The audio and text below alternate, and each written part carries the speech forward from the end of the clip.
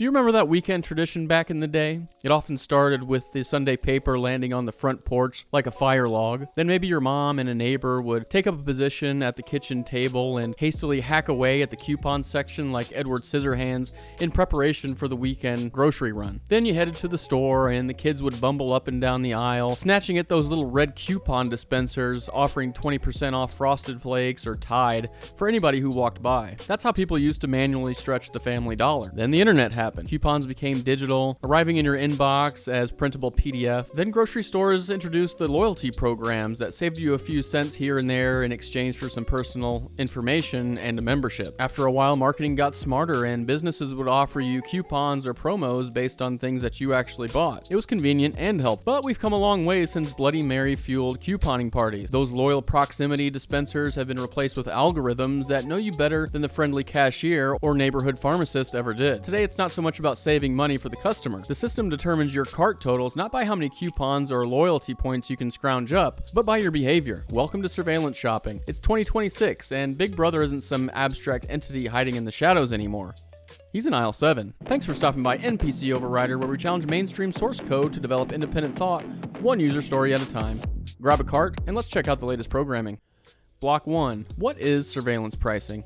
Surveillance pricing, or algorithmic pricing, monitors your personal data, including browsing history, location, past history, device information, demographics, all blended together to set an individual price just for you. Meaning you and I could stand in line at the same store with the same products in our cart, yet pay wildly different prices. Airlines and rideshare apps like Uber and Lyft have been doing this for a long time. I think Uber calls it surge pricing during peak periods, but those prices apply to everybody. Surveillance pricing, on the other hand, is personal. That's why people are already fighting back. California Attorney General Rob Bonta drew down on this dystopian practice on Data Privacy Day in January of this year. Through a formal investigation, his office sent detailed letters to major grocers, retailers, and hotels. The question was simple. Are you using people's data to set personalized pricing? It appears the answer was oftentimes yes. Other organizations, such as Consumer Reports and Groundwork Collaborative, found Instacart grocery baskets varied by as much as 23%. So maybe I pay $114 for a certain amount of items, and then you pay $124 for the same stuff at the same store later that day. Some would call it smart business. With super thin profit margins, surveillance shopping responds to real-time market demand. But for consumers, it feels like less control, especially with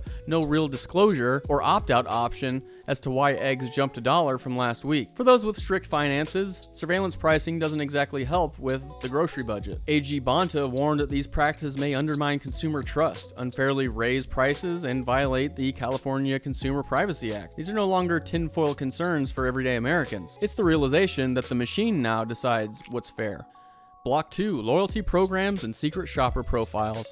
Now let's talk about something you're probably more familiar with. Each time we scan that barcode or install a loyalty or rewards app for member savings, we're feeding a machine with similar ideas. Kroger is the biggest offender here. Their marketing team made about $527 million selling consumer data last year, and they're on track to make $825 million in 2027. With about 63 million loyalty members, Kroger builds detailed shopper profiles full of personal details, including how many people live in your house and health habits based on what you buy or don't buy. The company then uses that data internally and sells it to third-party data brokers and marketers, calling it alternative profit, which accounted for about 35% of their bottom line in 2025. Many say it delivers real savings on the things that you buy anyway.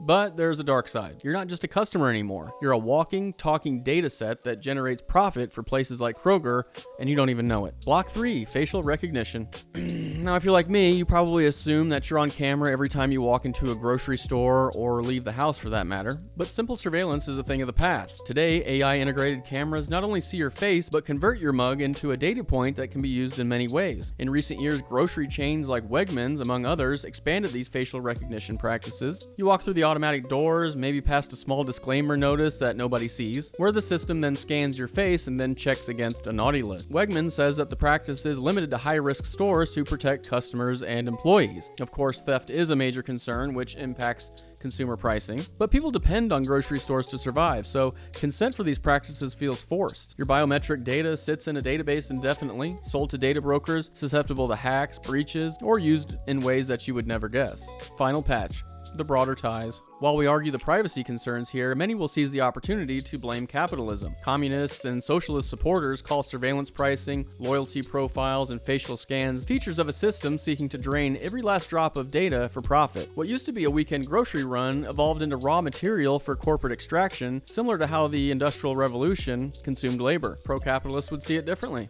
Advanced practices such as surveillance pricing are simply free market genius. Companies fiercely compete for business by using any tool available, be it data, algorithms, or cameras, to boost efficiency, reduce theft, and yes, increase the bottom line. Those who don't like it can vote with their wallets and shop elsewhere. But most everyday Americans are more concerned with the machine dictating the price of their groceries than they are with philosophical argument. We used to buy milk without leaving a digital footprint. Today, that quick stop on the way home from work produces untold data points. But instead of panicking, pay attention. Formal pushback is already happening, led primarily by Democrats. Shortly after Democrat California Attorney General Rob Bonta launched his investigation, Instacart stopped offering functionality that allowed grocery stores to charge customers differently for the same products at the same time. Washington State Representative Shelley Kloba, Democrat, advocates for privacy safeguards to allow customers to opt out of loyalty and data profiling. Democrat senators in states like Connecticut are calling for facial recognition bans in retail stores. Republican and right-leaning folks aren't involved as much, as they typically favor less regulation than more. But the line between innovation and overreach is blurred, so it's up to us to pay attention to the detail. In the meantime, the next time you're in the produce aisle feeling up the avocados like Bill Cosby, and you hear that song by the Police playing in the background, consider whether the machine has a sense of humor or it's trying to send us a warning. Every breath you take, and every move you make, every bond you break, every step you take, I'll be watching you. Well, that's going to do it for this version of NPC Overrider. I'm your lead engineer, Greg. All references are available through the release notes, or they will be shortly. If you want to help me save the NPCs, join the dev team and hit the subscribe button, and set the like button to true. But what about you? Are you concerned with data privacy? Open up a ticket in the comments section and let's chat. But for now, we're going to grab a beer. Thanks so much for stopping by. Have a good one.